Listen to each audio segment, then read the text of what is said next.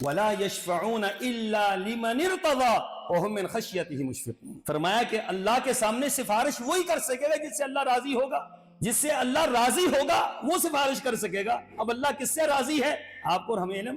اللہ کس سے راضی ہے ہمارا کسی کے متعلق گمان تو ہو سکتا ہے، لیکن کنفرم بات ہو سکتی اللہ نے انبیاء کو بخش دیا ہے، کنفرم بات۔ اللہ نے صحابہ سے رضامندی کا اظہار کیا، صحابہ بخشے ہوئے ہیں، کنفرم بات ہے۔ اس کے بعد تو کسی کے متعلق کوئی بات نہیں ہو سکتی، اس کے بعد کسی کے متعلق کوئی نظریہ قائم نہیں ہو سکتا۔ اللہ صحابہ سے راضی ہوا، یہ کس نے کہا؟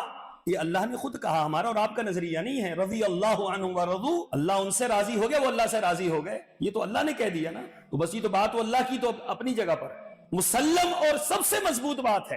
اور پھر یہ جو نظریہ ہے انبیاء علیہم السلام کے متعلق، یہ نظریہ بھی میرے اللہ نے بیان کیا کہ انبیاء علیہم السلام ان سے اللہ راضی ہو گیا، یہ بخشے ہوئے لوگ ہیں۔ لیکن انبیاء میں بھی کون کون سفارش کرے گا یہ بھی اللہ تعالیٰ کا حق ہے۔ اللہ نے انبیاء میں سے کس کو کہنا ہے تم سفارش کرو، یہ اللہ کے علاوہ کوئی نہیں جانتا۔